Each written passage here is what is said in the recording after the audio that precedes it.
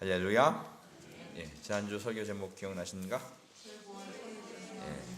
최고의 선이신 하나님, 이렇게 말씀을 드렸습니다. 이 선하다는 게 무슨 뜻이 알겠죠?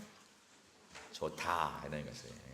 우리는 좋은 게 좋죠. 나쁜 게 좋지 않아요. 근데 하나님은 좋으신 하나님이십니다. 근데 그 좋으신 하나님은 어떻게 좋으냐면 최고로 좋아요. 그래서 최고로 좋은데 근데 이 세상 모든 것은 최고로 좋아도 시간이 지나면 다 사그라들고 또 시들고 없어지고 그렇게 됩니다.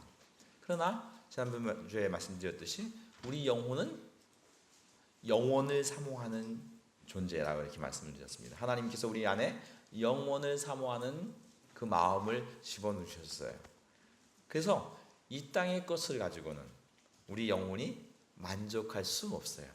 아무리 좋았던 것도 시간이 지나면 좀 나빠요.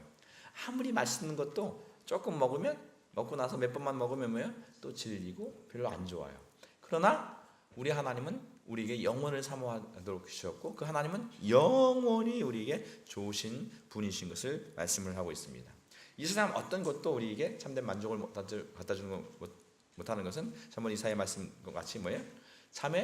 잠자면서 아무리 많은 걸 먹고 아무리 배불리 먹었어도 잠에서 깨면 그것이 아무 의미가 없는 것 같이 꿈속에서 너무 해갈되도록 음료는 좋은 음료를 먹었어도 깨고 나면 그 음료가 내 몸에 해갈을 가져올 수 없는 것 같이 이 땅의 것들이 우리 영혼의 만족과 안식과 생명과 그 복을 갖다 줄 수 없다 말씀을 드렸습니다. 그러나 영원하신 하나님, 최고의 선이신 그 하나님만이 우리 영혼을 만족하고 그 하나님과 함께 할 때만이 우리가 참된 안식과 참된 평안과 참된 기쁨을 누릴 수 있다고 했습니다.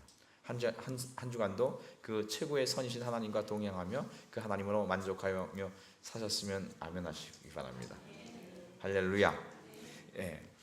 오늘 설교 제목은 하나님을 어떻게 아는가라는 제목으로 말씀을 드리겠습니다. 우리가 최고의 선이신 그 하나님을 알 때 우리가 참된 행복, 참된 만족을 가져올 수 있습니다. 그래서 하나님을 아는 것이 우리의 신앙의 시작이고 또 하나님을 알아야 우리가 참된 믿음 또 참된 신앙생활을 할 수 있습니다. 그러면 그 하나님을 어떻게 알 것인가 했을 때 하나님은 어떤 관념이나 지식으로 아는 분이 아니세요. 그래서 오늘 본문에서 요한복음 4장 24절에 이렇게 말씀합니다. 하나님은 영이시니 예배하는 자가 신령과 진정으로 예배할지니라 이렇게 말씀을 하고 있습니다. 그래서 하나님을 예배할 때는 영과 진리로 예배해야 돼요. 그러니까 예배를 통해서만 하나님을 진짜 볼 수 있고 알 수 있어요. 우리가 이제 누구를 안다 할 때 지식으로 아는 것과 진짜 아는 것은 전혀 다른 거예요. 우리가 예를 들어서 사과를 먹는데 사과를 아는 것, 난 사과를 봤어. 사과는 빨간색이고 그 안에 정말 맛은 새콤달콤하고 맛은 또 사과의 그 먹는 그 식감은 사각사각하고 뭐 이렇게 설명을 했어요. 근데 그 사람이 사과 먹어봤니? 했더니 아니요. 하면 뭐예요? 그건 모르는 거예요. 사과를 알려면 어떻게 돼? 먹어봐야 하는 거죠. 하나님도 어떻게 알아야 돼? 하나님도 하나님을 먹어봐야 하는 거예요. 근데 하나님을 만나봐야 하는 거죠. 하나님을 만나보는 걸, 그 하나님을 만나는 걸 뭐라고 하냐면 예배라 이렇게 합니다. 그러니까 예배를 통해서만 진정한 하나님을 만나고 하나님을 알게 되는 거예요. 근데 그 하나님은 어떤 분이시냐면 영이시라 이렇게 말씀합니다. 오늘 본문에서 4장 20절 21절에 이렇게 말씀합니다. 한번 읽어볼까요? 시작. 우리 조상들은 이 산에서 당신들의 말은 예배할 곳이 예루살렘에 있다 하더이다. 예수께서 이르시되 여자여 내 말을 믿으라. 이 산에서도 말고 예루살렘에서도 말고 너희가 아버지께 예배할 때가 이르리라. 이렇게 말씀합니다. 이게 우리 조상들은 산에서 예배하고 또 어떤 당신들은 말은 예배할 곳이 예루살렘에 있다 하더이다. 이게 무슨 예수님이 사마리아를 가는 기간에 지금 말씀하고 있는 거예요. 사마리아라는 것은 어디예요? 그러니까 사마리아는 이스라엘 땅이 그 솔로몬 이후에 북이스라엘과 남유다로 이렇게 나뉘어져요. 그런데 그 북이스라엘을 갖다가 사마리아라 이렇게 얘기합니다. 근데 이스라엘이 이제 그 분열 왕국이라 그러는데 이스라엘이 남북으로 나누어졌을 때 북이스라엘은 북이스라엘도 하나님을 믿는 사람들이잖아요. 근데 남유다와 나눠지니까 예루살렘은 남유다에 있거든요. 근데 하나님 이스라엘 사람들에게 가장 중요한 일이 뭐냐면 하나님 앞에 나와서 예배하는 것이고 제사를 지내는 거예요. 근데 북이스라엘은 뭐예요? 북이스라엘은 예루살렘에 다시 올 수가 없잖아요. 그러니까 북이스라엘 왕들이 어쨌든 예배할 때는 남유다를 자꾸 가려고 하니까 북이스라엘 왕들이 뭐예요? 산당을 짓고 산당에서 예배하게 만든 거예요. 그러니까 이제 그러나 남유다 사람들은 명분상으로 그럼 예루살렘에서 예배해야지, 성전이 있는 곳에서 예배해야지, 북이스라엘에서 예배하는 건 다 가짜다. 막 이렇게 서로 이렇게 싸우고, 그래서 그것이 이제 몇백 년 동안 내려오면서 북이스라엘 사람들은 뭐예요? 그 산당에서 예배해야 된다. 남유다 사람은 예루살렘에서만 예배해야 된다. 이렇게 서로 주장을 하고 있었던 그런 것입니다.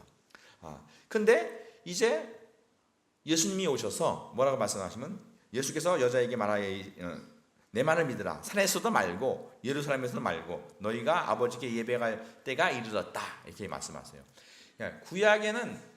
구약에서는 제사를 지냈어야 됐어요. 그래서 성전이 필요했어요. 하나님께 예배하면 성전이 필요했는데 이제 예수님이 오고 나서는 예수님이 와서는 이제 예수님을 통해서 하나님을 만나게 되기 때문에 예수님을 만난 사람들은 하나님을 예배할 때 뭘로 예배하냐면 영과 진리로 예배해야 된다. 이렇게 말씀을 하고 있습니다. 구약에서도 아무리 제사를 지내도 그 영이 하나님을 만나지 못하면 그는 하나님을 만난 것이 아니에요. 우리가 사람을 만났을 때 사람을 볼 때 사람을 만날 때 사람을 알 때 뭘로 아는 거예요? 이 겉모습을 안다고 아는 게 아니라 그 사람 마음을 알아야 아는 거죠. 그래서 4장 22절에 너희는 알지 못하는 것을 예배하고 우리는 아는 것을 예배하노니 이는 구원이 유대인에게서 남이라 이렇게 말씀을 합니다. 그러니까 하나님을 예배할 때 어떻게 예배해야 돼요? 하나님을 알아야 예배해요. 근데 그 하나님을 아는 것은 표면으로 아는 것이 아니라 뭘로 아냐면 영으로 알아야 됩니다. 이렇게 보세요. 하나님은 영으로 알아야 된다. 그러니까 그래서 하나님을 영으로 알기 때문에 이 장소의 구애를 받을 필요가 없는 거예요. 그냥 예루살렘에만 하나님이 계신 것도 아니고 또 북이스라엘 산당에만 하나님이 계신 것이 아니라 어느 특정한 곳에만 하나님이 계신 것이 아니라 하나님은 언제나 영으로 계시기 때문에 어느 곳에든지 하나님을 예배할 수 있고 또 특별히 하나님을 예배하는 것은 무엇로 예배하냐면 하나님이 영이시기 때문에 영으로 예배하는 거예요. 하나님은 뭘로 예배한다고요? 영으로. 영으로 예배한다는 건 뭐냐면 사람은 구조적으로 세 부분으로 되어 있어요. 육체가 있고 육체 안에 혼이라는 게 있어요. 인격이 있고 인격 안에 영이 있습니다. 그러니까 하나님 앞에 이제 여러분들 몸이 왔어요. 예배를 했어요. 예배해요. 근데 이 예배 시간에 뭐예요? 집안에 지금 뭔 일이 있을까? 지금 만약에 집안에 있는 일이라든지 이제 지금 이제 내일 모레가 명절이니까 이제 예배하면서 뭐예요? 지금 시장 오늘 예배 끝나고 이제 시장을 보러 가서 마트에 가서 또 마트에 뭐 사가지고 그다음에 차에 싣고 지금 그 얘기를 그거 지금 그거 계산을 하고 지금 여자분들은 음식할 생각을 하고 있으면 그건 예배가 아닌 거예요. 왜? 예배는 내 마음으로 집중이 돼요. 그러니까 몸이 와 있다고 예배가 아니라 뭐가 예배해야 돼요? 마음이, 내 영이 예배. 그러니까 그다음에 인격도 생각은 아니라 우리 영이 지배를 받아야 돼요. 하나님은 영이시기 때문에 단순히 지식으로 하는 것이 아니라 우리의 영의 감각, 영감으로 하나님을 알아야 돼요. 그러니까 하나님의 임재 의식이 있어야 되는 거예요. 그러니까 하나님의 임재 의식이 없으면 그건 하나님을 예배하는 게 아니라 그러니까 교회에 와서 그러니까 어떤 사람이 있냐면 교회에 오면 목사 설교 들어온 사람이 있어요. 목사 설교 듣는 건 그건 예배가 아닌 거예요. 목사는 제가 왜 성경만 얘기하고 성경만 강의하냐면 저는 제 얘기를 하면 안 돼요. 저는 뭐예요? 하나님 말씀을 증거하는 것이고, 제 말씀을 통해, 제가 전하는 말씀을 통해서 누굴 만나야 돼요? 하나님을 만나야 돼요. 그러니까 여러분들이 마음으로 심령으로 하나님을 배워야 된다고요. 그러니까 예배 가운데 그러니까 이런 사람이 있어요. 목사가 설교를 잘하는 거 이렇게 팔짱 끼고 이제 설교 들으러 오시면 안 돼요. 예배해야 돼요. 설교는 지식으로 듣는 거예요. 그러니까 지식으로 들으면 안 되고 뭐예요? 영으로 들어야 돼요. 그래서 마음이 하나님 말씀을 들을 때 그 말씀이 내게 아멘 해야 돼요. 그러니까 목사의 말을 들으면 그것이 아멘이 안 될 때가 있어요. 그러나 하나님 말씀으로 들으면 내 심령이 아멘 하여서 내 영이 살아나요. 심령이 살아나고 하나님을 배우면, 하나님은 지난번에 뭐라고 했어요? 최고의 선이세요. 좋으신 분이세요. 좋으신 그 하나님을 배우면, 여러분들 오늘 이제 그 명절 때 집에 가면 이제 여기 맛있는 음식이 있고, 또 어떨 때 내가 안 좋아하는 음식도 분명히 있을 거라고요. 그러면 여러분들 어떤 음식을 드실 거예요? 맛있는 거 드실 거죠. 이런 거 말고 나는 예수 믿는 사람이니까 다른 사람들 다 맛있는 거 먹고 나는 맛없는 거 내가 혼자 먹는다, 그런 얘기 아니에요. 인간은 본질적으로 다 맛있는 걸 듣게 돼 있어요. 그러면 우리가 이 땅에 사는 거 예배한다 할 때, 예배하는 것은 뭐냐면 좋은 것, 우리 하나님은 어떻게 좋으세요? 최고로 좋으세요. 그 최고로 좋으신 하나님을 만나면, 그 최고로 좋은 것을 보면, 최고로 좋은 것을 맛보면 좋아요, 안 좋아요? 좋은 거죠. 예배는 최고인 거예요. 그래서 예배를 성공하는 사람은 인생을 성공하고요, 예배에 하나님을 만나면 그 인생이 다 바뀌게 되어 있는 거예요. 할렐루야. 그러니까 예배를 통해서 하나님을 뵙는, 그 지고하시고 지선하신, 최고의 선이신 그 하나님을 만난다. 이건 감격이고 감동이고, 어떻게 내 인생에 뭐랄까 그냥 까무러치도록 정말 좋은 거예요. 그러니까 오늘 그 하나님을 예배하는 것입니다. 그러니까 예배할 때 참으로 하나님을 알게 되는 것이고, 그 예배를 통해서 나의 신앙이 되어져 가는 거예요. 신앙은 억지로 하는 게 아니에요. 여러분들 맛있는 거 먹으면서 아유 맛있어 인상 쓰면서 그렇게 인상 푹 쓰면서 인상 찌그리면서 아이고 왜 이렇게 맛있지, 이런 분 안 계세요. 맛있으면 얼굴도 펴지고 또 기쁨도 생기고 또 말도 막 싸우다가도 맛있는 거 먹다 보면 하기 애해지고, 그죠?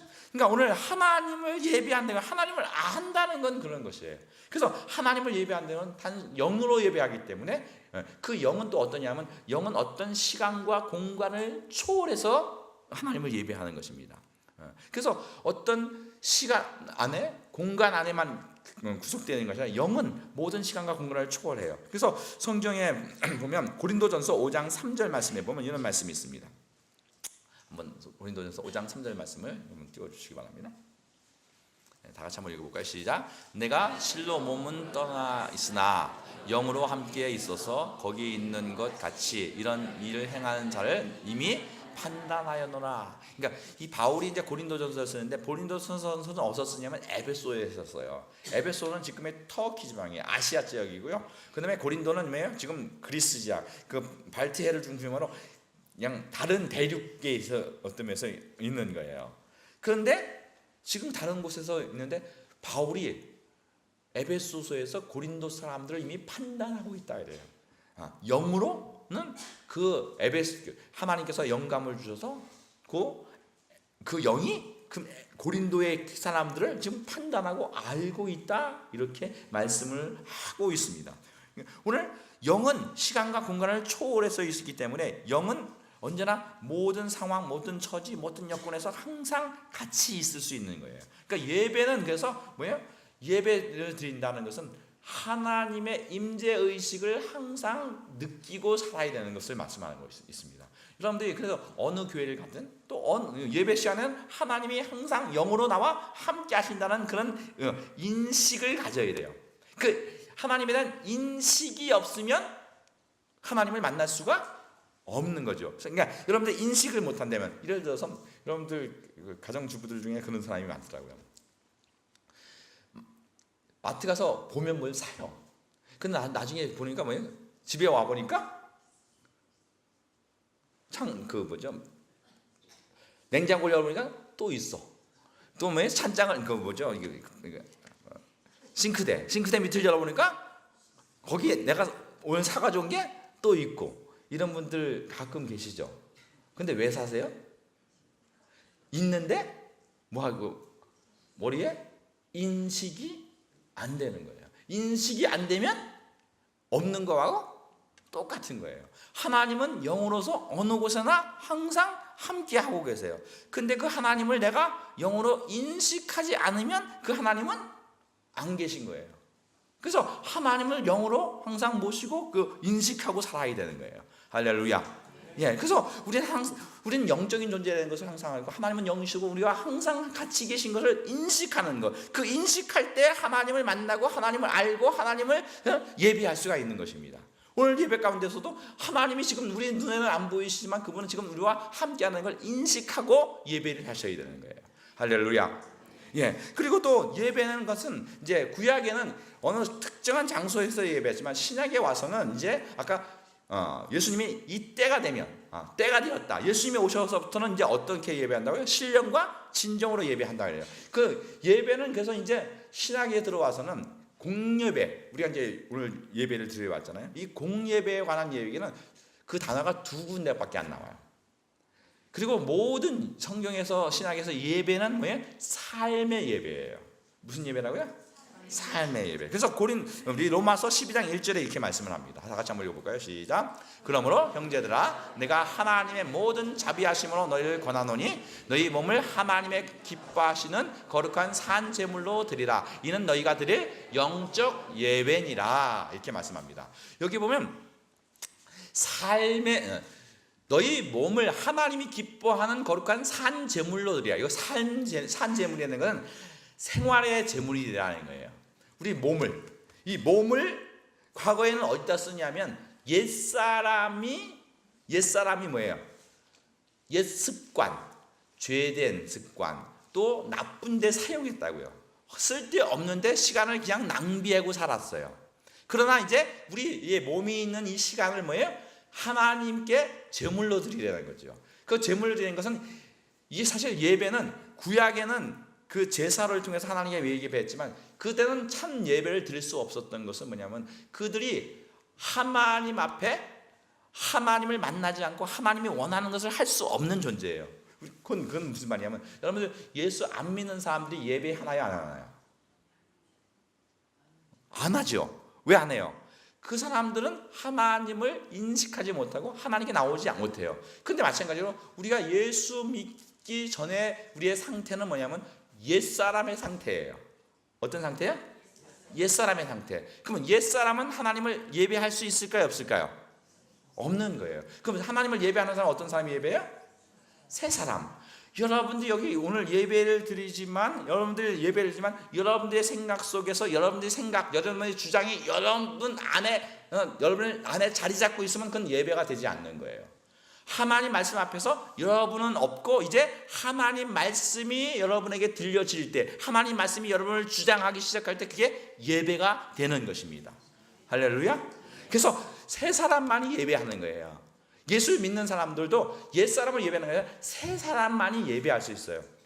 그 새 사람이 새 사람이 하나님께 산 제물로 드리는 것은 그것이 영적 예배다. 이런 것을 말하면 우리의 삶 속에서 새 사람으로 살아내는 그것이 곧 예배인 거예요. 할렐루야. 뭐가 예배라고요? 새 사람으로 살아내는 것. 그럼 새 사람으로 살아낸다는 말이 무슨 말인가요? 새 사람으로 살아낸다는 말이? 그래서 로마서 또 12장 2절 말씀을 보겠습니다. 12장 2절 말씀.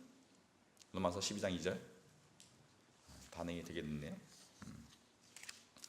너희는 이 세대를 본받지 말고 오직 마음으로 새롭게 변화를 받아 하나님의 선하시고 기뻐하시고 온전한 뜻이 무엇인지 분별하라. 이렇게 말씀합니다. 그러니까 그 예배의 첫 번째는 요가 이 세대를 뭐 하지 말라? 본받지 말라. 이렇게 말해요. 왜? 이 세상은 누가 좋아해요? 옛사람은 뭘 좋아해요? 세상을 좋아해요. 그러나 이 세대를 본받지 말고 오직 마음으로 새롭게 되어서 변화를 받아서 하나님의 선한 뜻이 무엇인지 발견해야지 그것이 예배가 되는 거예요. 근데 그 하나님의 선한 뜻을 발견할 때 우리 안에 참된 예배가 이루어지는 겁니다.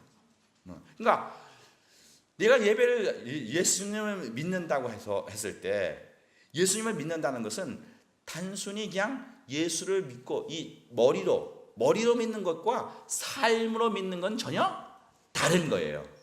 그러니까 오늘 새 사람으로 살아내는 사람만이 예배하는 거예요.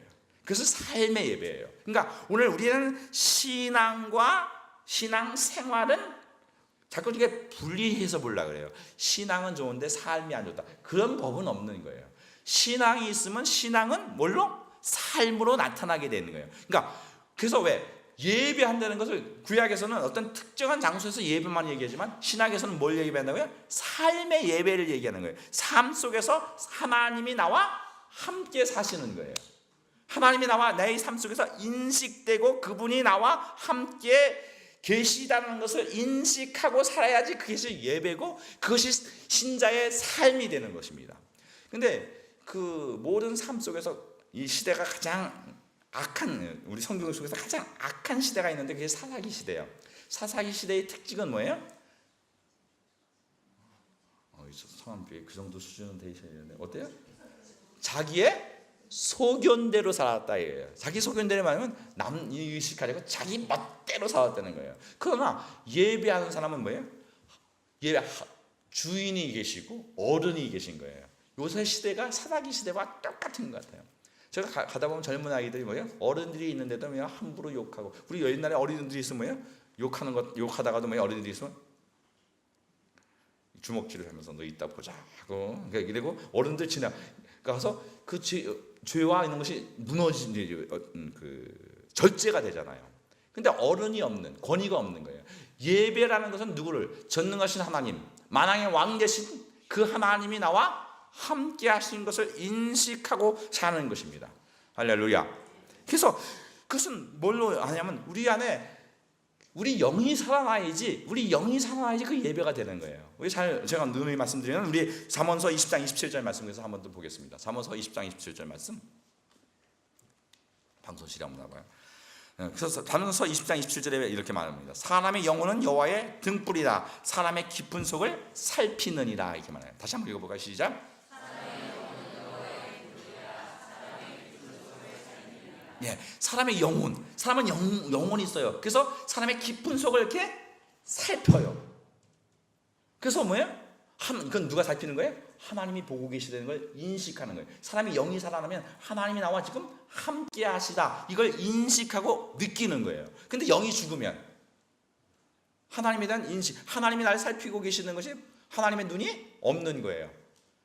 내가 그 하나님을 인식하지 못하면 하나님이 없는 것과 똑같은 것이죠. 그래서 하나님 없이 사는 거죠. 그러니까 누구 멋대로 살아요? 자기 뜻대로, 자기 멋대로, 자기 마음대로 사는 거예요. 그건 예배하는 삶이 아닌 거예요. 그러니까 그러나 신자는 이제 하나님을 예배하는 삶을 사는 거예요. 하나님이 나와 어떻게 하신다? 함께 하신다. 그분은 영으로 우리와 지금 함께 계시다는 사실을 우리는 인식하고 돼요. 그러면 아까 그랬죠? 그러면 하나님이 나와 함께 하시면 하나님은 최고의 선이세요. 최고 좋으신 분이세요. 그럼 여러분들 좋은 걸 택해요? 나쁜 걸 택해요? 이 세상은 다 지나가는 것이죠. 그러면 하나님을 예배하는 사람은 하나님이 원하시는 삶을 사는 거예요. 그렇기 때문에 이 세상을 본받지 않게 되는 거예요. 그게 예배하는 삶이에요. 그러니까 세상이 좋고 세상 먹을 거, 세상 좋은 거, 세상을 쫓아가서 사는 것은 뭐예요? 그 사람은 하나님이 없는 거예요. 예배하는 삶이 아닌 거예요. 예배하는 삶이 아니라는 것은 뭐예요? 그는 삶 속에서 하나님을 예배하지 못한다는 것은 믿음이 없다는 거예요. 우리가 예수를 믿고 믿음이 있고 우리가 정말 신앙이 있다는 것은 하나님을 예배하고 하나님을 인식하고 하나님이 나와 함께함으로 그 하나님이 좋기에 그 하나님이 원하시는 삶을 살아내는 것입니다. 할렐루야. 그게 신자의 삶인 거예요. 그래서 예배하는 삶인 거예요. 그것이 하나님을 아는 거예요. 하나님을 머릿속으로 아는 것이 아니라 뭘로 아는 거예요? 삶으로 아는 거예요. 하나님을 반드시 이렇게 지식으로 아는 것이 아니라 삶의 본체로 아는 것이에요. 근데 오늘 또 그 하나님을 안다 할 때, 우리 하나님을 그 인식할 때 어떻게 인식하느냐 하면, 하나님은 형상이 있으세요. 하나님 뭐가 있으시다고요? 형상. 그래서 창세기 1장 26절에 보면 하나님이 자기의 형상대로 자기 모양대로 사람을 만드셨다. 그 형상이라는 것은 영어에 보면 이미지라는 거예요. 이미지. 우리나라 형상은 이렇게 자꾸 그 형상이, 우리의 형상은 자꾸 이게 보이는 형상을 하는데, 이 이미지는 보이지 않는 형상인 거예요. 예수를 믿으면 우리가 우리 안에 다 보이지 않는 하나님의 형상이 있어요. 여러분들 형상이 있어요, 없어요? 하나님에 대한 인식이 있어요, 없어요? 우리 하나님은 지금 이런 분이시다고 여러분들 안에 하나님이 있으세요, 없으세요? 있으면 아멘. 예, 그 하나님이 없으면 뭐예요? 하나님이 인식이 안 되는 거예요. 그래서 하나님에 대한 형상, 하나님에 대한 이미지가 없으니까 뭐예요? 자기 멋대로 사는 거예요. 그럼 보세요. 여러분들이 만약에 제가 여기 딱 숨어 있었는데, 여기 숨어 있는 게 아니라 이렇게 뭐 커튼 속에 있었는데, 뭐예요? 거기서 뭐예요? 근데 어떤 성도님이 뭐예요? 지세근 목사에 대해서 완전히 그냥 디스를 하고 있는 거예요. 막 디스하거든요. 왜 어떻게 할 수 있을까요? 제가 있다는 걸, 저 커튼 저 뒤에 있다는 걸 알면 저를 디스할까요, 못할까요? 왜 디스해요? 못하니까. 그러니까 오늘 우리 안에 하나님의 형상이 있으면 우리는 하나님을 택할 수밖에 없어요. 하나님을 예배하고 우리의 삶이 바뀔 수밖에 없어요. 할렐루야. 근데 그 하나님의 형상이 없는 거예요. 하나님의 형상. 근데 그 하나님의 형상은 어떻게 이루어지냐면, 우리가 사람을 알 때 겉모습 보고 사람을 알아요? 아니면 그 속을 알아 이 사람을 아는 거예요? 속을 알아야 해요. 여러분들 만약에 자녀가 딸이나 아들이나 그 결혼하겠다고 대상을 데리고 오면 뭐예요?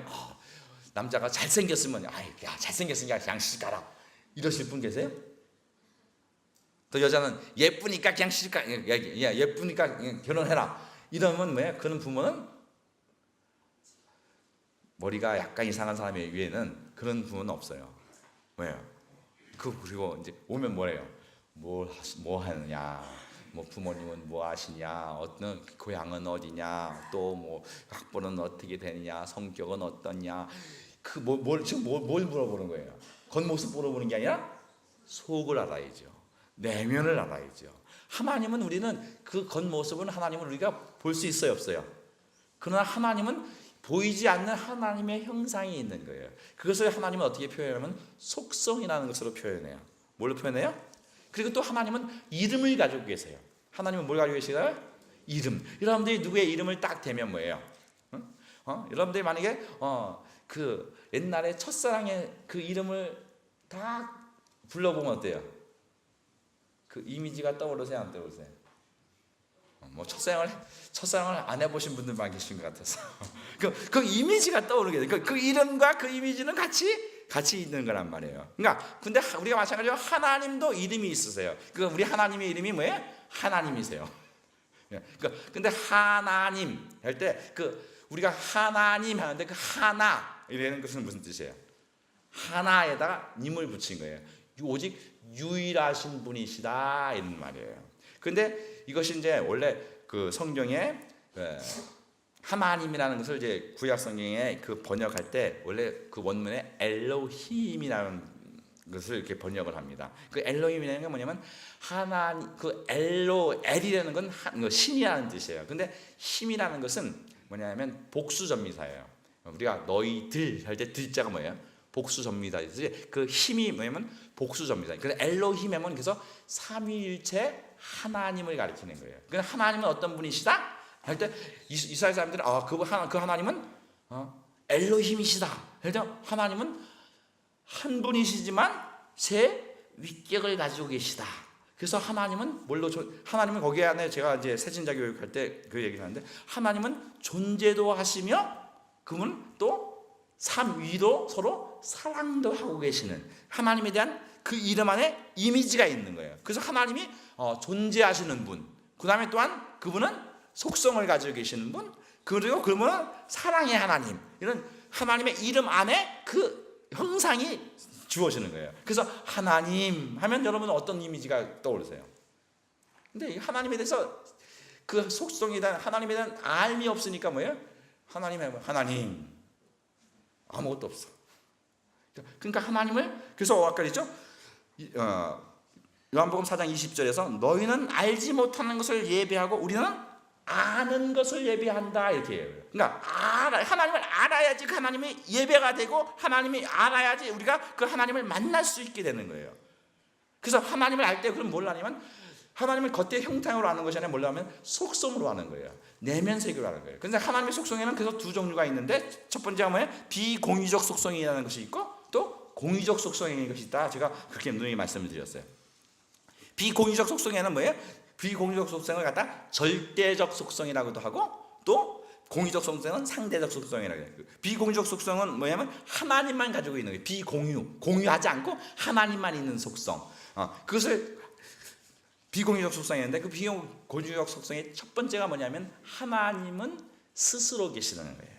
그래서 출애굽기 3장 14절에 보면 뭐라고 말씀하시죠?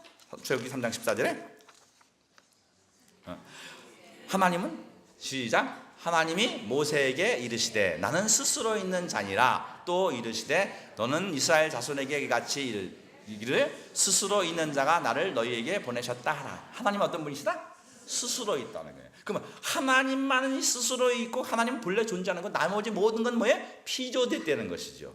그러면 하나님은 스스로 계시고 나머지 모든 것이 피조됐다면 뭐예요? 모든 것들은 하나님을 의뢰해야만 살 수 있는 거예요. 하나님 없이는 의미도 없고 목적도 없고 아무것도 없는 거예요. 그래서 하나님의 스스로 계시다 할 때 우리 인간은 하나님을 의뢰해야 산다는 것을 전제하고 있어요. 또 하나님은 또 어떤 분이시냐면 하나님은 전능하신 분이세요. 하나님은 어떤 분이라고요? 전능하신 분. 그래서 창세기 17장 1절에 보면 아브라함에게 향해서 뭐라 하냐면 다시 한번 읽어볼까요? 시작. 아브라함이 90세 때에 여호와께서 아브라함에게 나타나서 그에게 이르시되 나는 전능하신 하나님이다. 너는 내 앞에서 행하여 완전하라. 그러니까 하나님이 전능해요. 그러면 여러분들 전능하신 하나님이 마음에 있다 하면 어때요? 위로가 돼요? 안 돼요?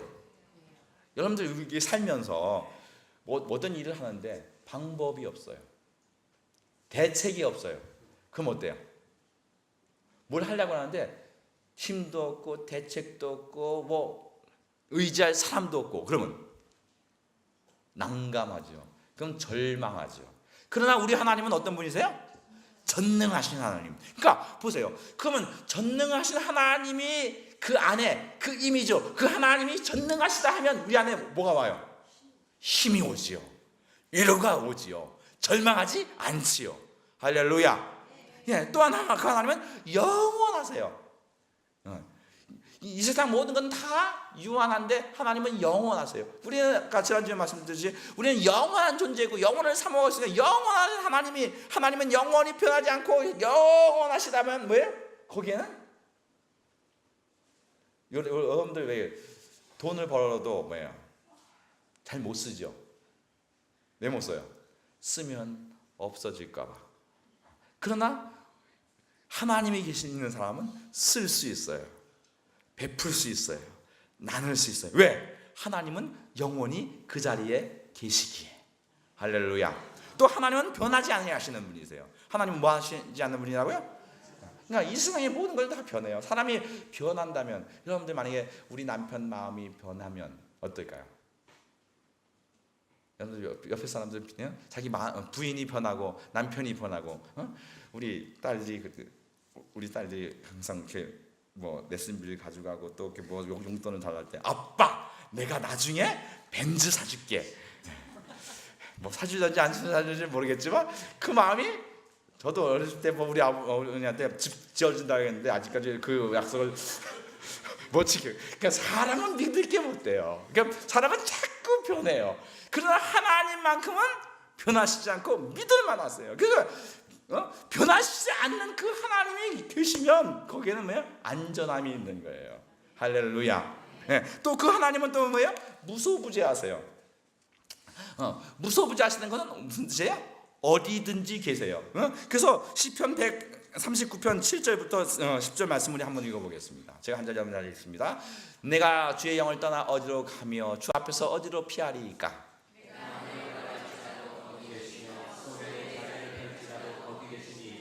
내가 새벽 날개를 치며 바다 끝에 가서 거주할지라도 할렐루야. 그러니까 우리가 사람이 살면서 가장 힘든 게 뭐냐면 외로움이에요. 근데 내가 어딜 갈 때 나와 함께 하시는 그분이 항상 같이 있다 할 때. 근데 죄인은요 이게 싫어. 죄 지려고 그러는데 하나님이 자꾸 기억나. 그럼 거북하죠. 그러나 내가 착한 일을 하고 선한 일을 하고 그럴 때는 어때요? 그 하나님이 봐주면 너무 좋겠다. 근데 그 하나님이 내가 착한 일을 하고 선한 일을 할 때 그 위로가 되는 거예요. 할렐루야. 그 다음에 또한 이 땅에 살면서 우리가 또 하나님 어떤 분이냐면 또 전지하신 분이세요. 전지하신 분이라는 것은 우리 시편 또 139편 1절부터 4절 말씀 또 한번 보겠습니다. 여호와여 주께서 나를 살펴보셨으므로 나를 아셨나이다.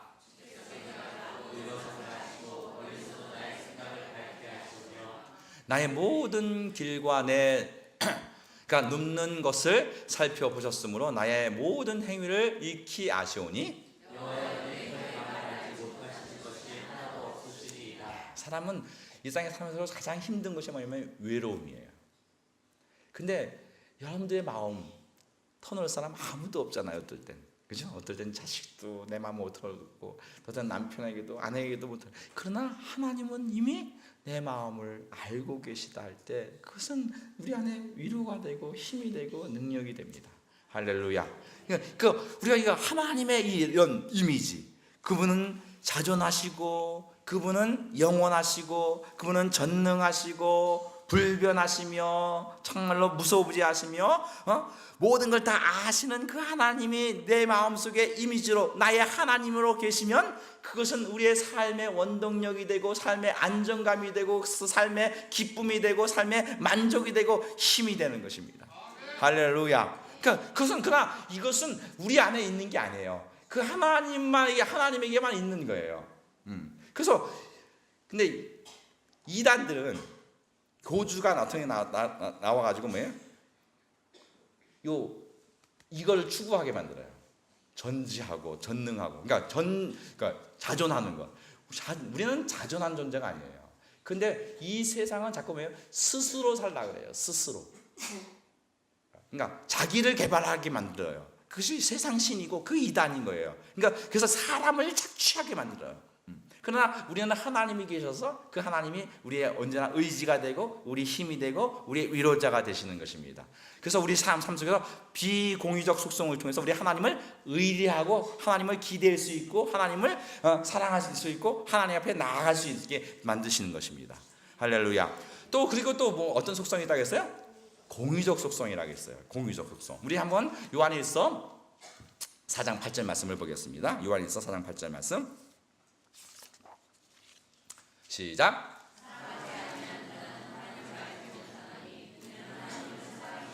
그러니까 하나님을 안다는 것은 뭐냐면 지식으로 아는 것과 삶을 아는 건 전혀 다른 거예요. 여기서 보면 사랑하지 아니하는 자는 하나님을 어떤다? 알지 못한다. 이 사랑의 속성은 공의적 속성이에요. 그래서 하나님도 있고 나에게도 있는 거예요. 그래서 이 하나님을 사랑으로 안다는 것은 뭐예요? 내가 사랑해야지 아는 거예요. 그러니까 어떤 관념으로서가 아니라 하나님을 내가 사랑할 때 그것이 하나님을 알아지는 거예요. 그러니까 오늘 우리는 하나님은 그냥 사랑이시다. 관념을 하는 건 그건 신앙이 아니에요. 근데 우리가 신앙에서 이제 아까 비공의적 속성은 우리가 추구하는 것이 아니라 그건 하나님을 의뢰하는 것이지만 이 공의적 속성은 하나님과 우리가 같이 가질 수 있는 거예요. 그럼 신앙이 좋다는 것은 그건 뭐예요? 하나님을 의뢰하고 그 다음에 무엇을 추구해야 되냐면 전능함, 전지함, 무소부지하심, 그런 모든 것을 통해서 무엇을 추구해야 되냐면 사랑을 추구하는 거예요. 그 사랑을 내게 채워달라는 거예요. 할렐루야. 그래서 내가 하나님을 안다는 것은 이제 신앙은 뭘 추구하냐면 그 공의적 속성을 추구해요. 비공의적 속성은 아무리 달려고 주여 나에게 전능함을 주시옵소서, 그건 있을 수 없어요. 하나님 내게 전지함을 주시옵소서. 그래서 내가 우리 아들이 시험 보기 전에 다 가르쳐 주게 전지함을 그런 건 없어요. 그러나 무엇을 추구하는 건 신앙은 사랑을 추구하는 겁니다. 그 사랑하면 인간은 그 사랑의 속성으로 지어졌어요. 하나님의 형상이라고 할 때 하나님의 공유적 속성인 그 사랑의 형상으로 우리를 만든 거예요. 우리가 신앙이 좋다는 것은 그래서 사랑할 줄 아는 사람이 되는 거예요. 할렐루야. 그래서 그리고 인간은 언제 행복해요? 사랑할 때 행복한 거예요. 사랑이 없으면. 그래서 우리가 사랑할 때 돈 없을 때, 능력 없을 때, 힘 없을 때, 많은 지식이 없을 때, 에휴 인간 같지도 않아. 이렇게 얘기 안 해요. 그렇게 얘기 안 하잖아요. 근데 사랑할 사람을, 부인을 사랑하지 않고 다른 사람을 사랑하면 짐승 같다 이러죠. 그냥 인간이 추구해야 될 건 신앙을 통해서 사랑을 추구하는 거예요. 또 뭐냐면 하나님은 속성이 하나면 거룩이에요. 뭐라고요? 거룩. 하나님은 거룩하신 분이에요. 그래서 레위기 19장 말씀에 뭐라고 말씀하십니까? 레위기 19장 말씀을 보겠습니다. 시작.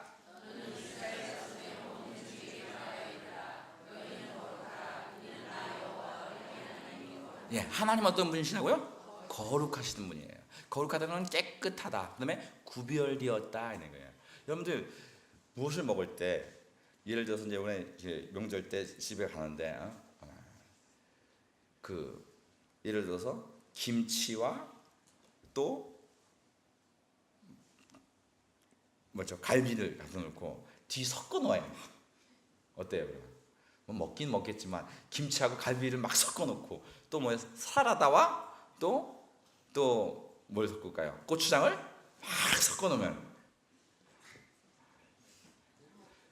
못 먹죠. 그러니까 섞어진 게 아니라 구별되는 거예요. 그러니까 오늘 하나님의 세계는 구별되어 있어야 돼요. 그러니까 하나님께서는 구별되는 것. 그다음에 이것이 단순하고 구별되어 있어야죠. 우리의 모든 삶 가운데 구별이 있어야 되고 깨끗해야 되는 거예요. 그러니까 만약에 우리가 어떤 삶을 살 때 우리가 남편과 아내를 구별이 있는 거죠. 남편은 남편다워야 되고 아내는 아내다워야 되고 그 또한 서로 구별이 돼야 돼요. 그 사랑하는데 또 여기는 걸어가면 순결이 있어요. 사랑에 순결이 빠지면 그건 사랑이 아닌 거죠. 사랑은 언제나 거룩해야 돼요. 신자는 거룩해야 돼요. 언제나 인간은 거룩할 때 아름답고 거룩할 때 행복한 거예요. 또한 뭐가 있냐면 하나님의 공의적 속성에서 의가 있어요. 뭐가 있다고요? 의. 하나님은 의로우신 분이시다. 이렇게 해보세요. 시작. 근데 그 하나님의 의는 제가 누누이 말씀드렸지만 우리 로마서 3장 25절 말씀 또 한번 읽어보겠습니다. 시작. 이 예수를 하나님이 그리스도의 피로써 믿음으로 말미암아 화목제물로 세우셨으니 이는 하나님께서 길이 참으시는 중에 전에 지은 죄를 간구하심으로 자기의 의로우심을 나타내심이니 26절 곧 이때에 자기의 의로우심을 나타내서 자기도 의로우시며 또한 예수 믿는 자를 의롭다 하려 하십니다. 그러니까 세상의 의와 하나님의 의는 다르다고 지금 누누이 말씀드렸어요. 그죠? 세상의 의는 뭐예요? 내가 옳으면 너는 틀리다. 내가 잘났으면 너는 못났다. 내가 똑똑하면 너는 똑똑하지 못하다. 내가 또 높으면 너는 낮다. 내가 가졌으면 너는 못 가졌다. 그래서 남들보다 더 가지려고 해야죠. 그럼 내가 가진 것으로 없는 사람을 무시하고 내가 옳은 것으로 다른 사람을 무시하죠. 그러니까 오늘 그러나 하나님의 의는 그게 아니라 뭐예요? 하나님이 옳으신데 자기의 옳으심을 나타내시는데 그가 25절에서 화목제물이 되셔서 죄인의 불의한 우리를 죄값을 감당하시고 또 그 자신이 옳으실 뿐 아니라 예수 믿는 사람까지 옳게 만들어내시는 그 하나님의 의. 그러니까 오늘 그래서 우리는 하나님의 의를 가진 그런 거룩한 사람들이 되는 것입니다. 그러니까 오늘 그 하나님의 의를 가질 때 하나님께서 그럼 하나님의 이미지를 가질 때 하나님은 의로우신 분이다 할 때 우리 세상 사람들은 하나님은 의롭다 할 때 하나님에 대한 뭘 가져요? 공포심만 가져요. 그러나 하나님은 의로우신다 할 때 아버지 같죠. 아버지는 어때요? 아이들이 잘못된 것에 대해서 매는 때리지만 그것을 통해서 뭐예요? 애를 바로 만들어갈 것에 대해서 기대하죠. 우리가 하나님 앞에서 불의하고 죄되고 정말 어떨 때 잘못되어 있을 때도, 그러나 하나님 하면 하나님은 의로우신 분, 공의로우신 분이신데 그 하나님이 우리의 죄값을 담당하시고 그분의 의로우심으로 우리도 의롭게 만드시는 그 하나님이 우리 안에 계시고 우리에게 그 하나님의 그 형상을 힘입게 하시는 거예요. 그래서 하나님을 알게 하시는 거죠. 그래서 하나님의 형상으로 완성되게 해 가시는 것입니다. 할렐루야. 또 하나님은 어떤 분이시냐면 은혜로우신 분이세요. 우리 베드로전서 5장 10절 말씀을 보겠습니다. 다 같이 읽습니다. 하나님 곧 그리스도 안에서 너희를 부르사 자기의 영원한 영광에 들어가게 하실 이가 잠깐 고난을 당하는 너희를 친히 온전하게 하시며 굳건하게 하시며 강하게 하시며 터를 견고하게 하시리라, 이렇게 말씀합니다. 여기 보면 모든 은혜의 하나님 곧 그리스도 예수 안에서 너희를 부르신 하나님이신데, 그는 뭐예요? 영원한 영광에 우리를 들어가게 하시는데, 고난을 당한 너희를, 곧 우리가 고난 당해요. 우리가 고난 당할 때, 고난 당하는 데는 뭐예요? 우리가 여기서 보면 너희를 친히 온전하게 하신다는 거죠. 온전하게, 우리는 온전하지 못하잖아요. 근데 우리 하나님은 온전하지 못한 우리를 온전하게 하시고, 또 뭐예요? 굳건하지 못한 우리를 굳건하게 하시고, 강하게 하시면 강하지 못한 우리를 강하게 하시며, 견고하지 못한 우리를 견고하게 하시는 하나님이신 거예요. 그러니까 우리가 은혜라는 것은 뭐예요? 상대방이 지금 온전하지 못하고 굳건하지 못하고 강하지 못하고 견고하지 못한데 그 한 사람에게 은혜를 베풀어서 온전하지 못한 사람을 온전하게 만들어주며, 굳건하지 못한 사람을 굳건하게 하며, 강하지 못한 사람을 강하게 하며, 견고하지 못한 사람을 견고하게 하시는 하나님, 그게 은혜의 하나님이세요. 그러니까 오늘 우리가 예수 믿으면서 산다는 것은 뭐예요? 우리가 못난 사람, 그러니까 온전하지 못한 사람을 봤을 때 이거 저 온전하지도 못한 것, 이렇게 하는 게 아니라 그 온전한 사람이 못한 사람을 온전하게 하려고 하는 마음을 갖는 것, 또 뭐예요? 견고하지 못한 사람을 견고하게 하시려고 하는 것, 그런 마음을 갖고 사는 것이 우리가 예수 믿는 사람인 거예요. 그게 이제 우리가 추구하는 것이 단순히 어떤 상대방을 근거로 하는 게 아니라 오늘 하나님의 그 공의적인 속성을 가지고 내 안에 사랑이 있고 또 거룩함이 있고 의가 있어서, 그 의는 없는 사람을 있게 하시는 또 은혜로우신 하나님, 그 하나님은 은혜로우셔서 우리에게 없는 우리를 하나님의 은혜로 채우셔서 은혜롭게 우리를 대우하시는 그 하나님이 우리 하나님이라는 것이죠. 그런데 오늘 우리도 그 하나님을 알므로 우리도 은혜로운 존재로 하나님이 만들어내시길 원하신다는 것입니다.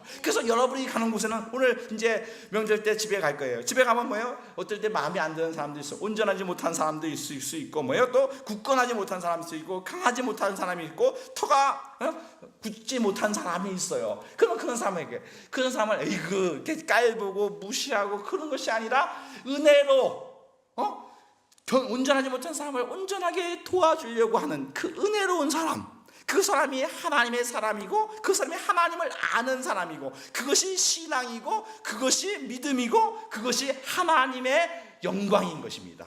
정말로 우리 모르는 성도님들이 그 하나님의 공의적 속성을 가짐으로 말미암아 정말 우리 안에 우리를 보는 사람이 그 하나님의 사랑과 거룩과 의와 은혜를 베풀므로 말미암아 우리를 통해서 하나님의 영광이 비춰지고, 우리를 통해서 하나님의 사랑이 나타나서 우리를 만난 사람이 하나님을 만날 수 있도록 하는 것, 그것이 신자의 삶인 것입니다. 정말 이번 명절 기간 동안 여러분 안에 하나님의 사랑으로 채우시고, 또 거룩함과 또 의로움과 또 거룩함, 여러분들 술 드시는 분들 계실 텐데 이번에 결단을 하세요. 명절 때 이렇게 보세요.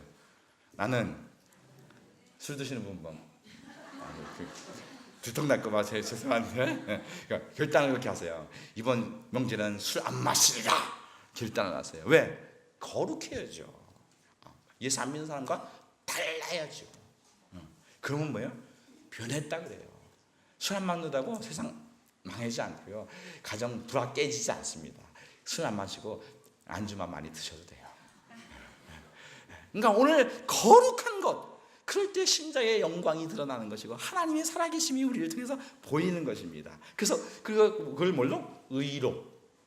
나를 욕을 해도 웃어주시고 사람이 잘못한 것을 감싸주셔서 그 사람도 의롭게 만들어내고 은혜로 대우하셔서 정말로 하나님의 영광을 드러내는 하나님의 이미지를 우리는 하나님의 마음속에 하나님의 비공유적 속성의 그 이미지를 가지고 그 하나님을 의뢰하고 힘을 얻고 용기를 얻으며 또한 우리 안에 하나님의 공유적 속성을 가지고 그 공유적 속성을 내 육체에 채워서 나를 보는 사람이 하나님이 저런 분이구나한 이미지를 볼 수 있는 그런 복된 하나님의 사람으로 살아낼 수 있길 예수 이름으로 축원합니다. 정말 이번 명절 동안 그래서 정말로 하나님의 영광을 펼쳐내는 우리 성악계 모든 성도님들 되시길 예수 이름으로 축원합니다. 기도하겠습니다.